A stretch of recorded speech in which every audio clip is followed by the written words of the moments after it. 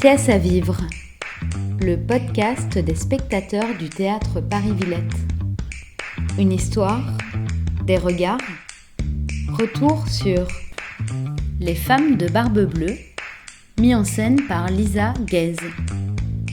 Au TPV du 17 au 30 mars 2022.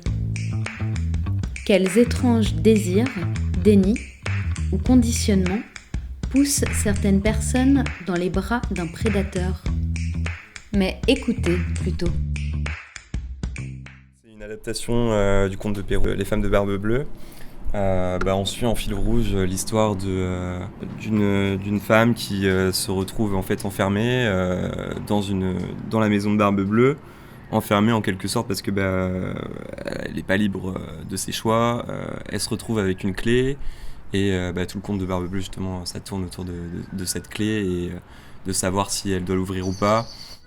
C'est l'emprise d'un homme sur des femmes, en résumé, à partir de Barbe Bleue, donc le conte qu'on nous a tous raconté quand on était petits.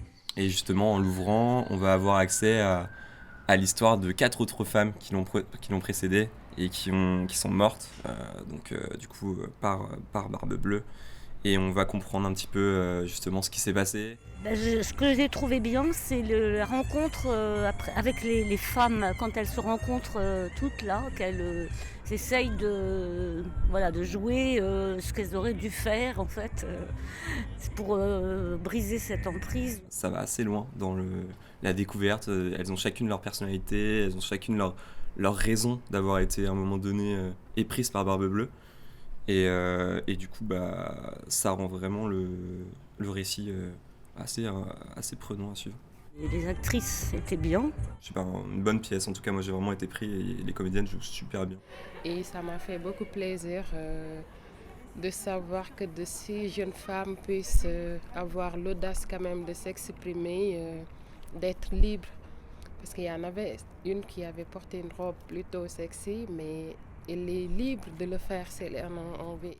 Et du coup, de voir ensuite comment ça se passe, comment est-ce qu'elles finissent par finalement en fait accepter tout ça, accepter cette violence. Ce face-à-face, ce qui était assez difficile pour moi, c'est de penser qu'il faut regarder ça aussi dans les dominations et dans les prédateurs, comment ils nous obligent à renoncer à être qui nous sommes.